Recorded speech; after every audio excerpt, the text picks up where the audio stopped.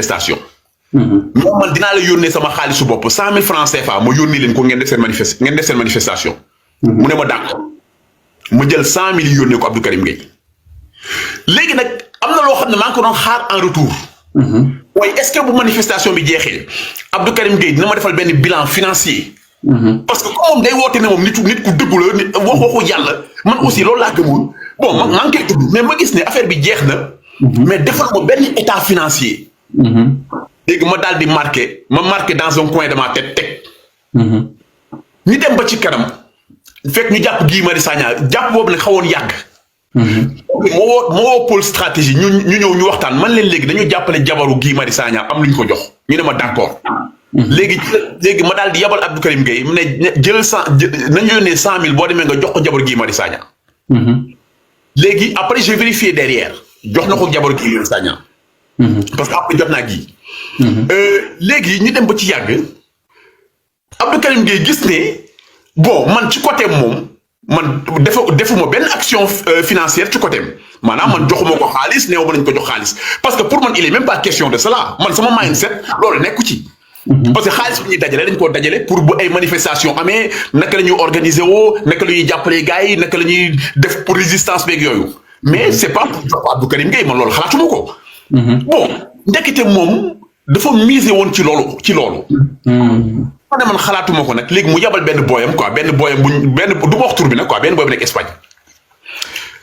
booy bi woo ma ne ma Demba damaa bëggoon xaalis bi nekk États-Unis ñu dajale ko jox ko Abdou Karim Gueye mais na yam sama diggante man yow Abdou Karim Gueye quoi. ma ne ko mais booy lay wax nii. ma ne ko booy écoute ma ne ko que ce soit la dernière fois. nga may wax ju mel nii. ma ne ko gis nga centime bi gën a tuuti buy jógee fii ci diaspora bi dem Sénégal. membre bi gën a tuuti ci membre bi il sera au courant te dinaa xam xaalis bi lan moo ko yëkkati fan la jëm ak fan la war a dugg. booy bi ne ma ok ma woo Abdou Karim Gueye ne ko sa booy bi woo na ma di ma wax lii que ce soit la dernière fois bu may woo di ma wax yu mel nii parce que man yii nekkuma ci. mu ne ma non fekk booy bi daa ëppal quoi xaw ma saale. mais ñu dox tuuti booy bi woowaat ma di insister. ma xam ne kon ñoom ñaar dañoo yëgoo. fekk avant Abdou Karim Gueye mu ma naan waa mi jàmbaar jàppale leen ma man sama kër amul ay fauteuil journaliste bu ñuy ñëw dugg na fii génn fii sama clip bu benn clip bu mu génn woon laa xaw ma wuy sàccee xaw ma lan waa bon bref ma ne ko Abdou Karim Gueye loolu yëpp mën na ne mais pour l'instant ñun dañoo toll ci tabax. mais ma ne ko loolu plus tard on verra. léegi nag moom nag mu dem ba mu yàgg nag commencé xaddi. parce que gis na ne boobu xaalis bi daal moom gisagul couleur xaalis bi te xam na ne xaalis baa ngi dugg États-Unis France affaire yi xaw a ëlbati bopp bi. léegi mu créé benn ngandam manifestation bu war a am. ne mu wéy dañu am benn manifestation mag am na ay cas yu jógee Géejawaay fu ne. bon léegi am kenn ku ma woo koo xam ne mu ngi nitu dëgg. mu ne ma waa mais Demba xam nga ma jaaxal ci Abdou Karim Gueye manifestation mag mi wax ma ne ko waaw mu ne mooy mais yow nitu dëgg Abdou Karim Gueye ay nitam matuñu 20 personnes. mais kaar yooyu ñenn ñoo ciy dugg en fait. bon ba ma waxee loolu aussi man ma def recul.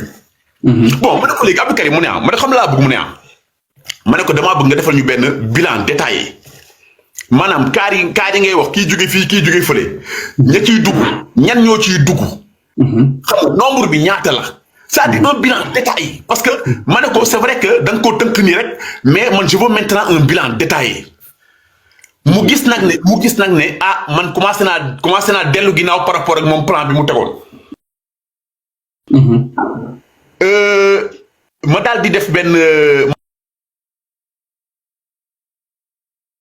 réunion d'urgence sama problème Abdou Karim Gueye foofu la commencé am ma def benn réunion d'urgence ci pôle stratégie bi woo trésor yëpp mu woo leen ñëw toog ñu waxtaan ma ne leen pour l'instant benn xaalis jóge ko diaspora bi dem on bloque ma ne ko nañu bloqué fonds yi léegi na Abdou Karim Gueye ñëw dugg si détaillé ñu financement bi naka lay demee.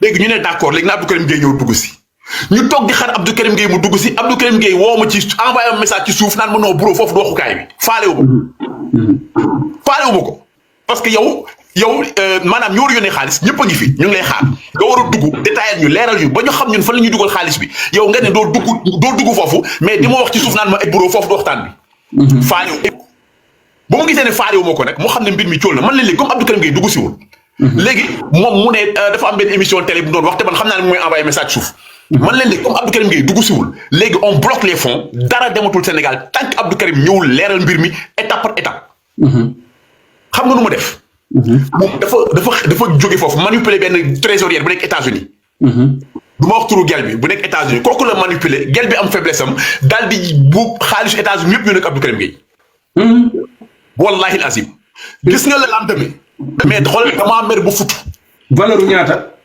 bon ëpp na à peu près ay 1 million daal 1 million yi à peu près dama futu ma woo gel bi réunion pour stratégie mais ñëpp dal ci kaw ne gel bi yow dañ ñoo yàpp mu naan non muy wut excuse toi naan non j'ai pas fait attention di wut ay prétexte quoi ñu ne ko yow dañ ñoo yàpp quoi mais Abdou Karim Gueye panel yu mu nekkoon yëpp dafa daw génn parce que boobu tàng naa boobu c'est-à-dire man gis je vois rouge quoi yaa ngi dégg léegi après gis nga muus après ci laa toog ma jël temps ma réfléchir ma ne mais Abdou Karim Gueye lan lay liggéey mais booy bi lu muy liggéey sax laa xam mais ba ma jël temps réfléchir ci laa xam ne nekk te booy bi liggéeyul quoi mais comme liggéeyuloo nag mais c'est normal li ngay bëgg mooy lu yomb donc booy bi moom c'est-à-dire dafa yaakaar ne diaspora bi pour dóorukaay la quoi pour utukaay xaalis la quoi xam nga donc pour wax la rek ne ab c'est là que j'ai comme ma ne mais adduna non ci laa amee déception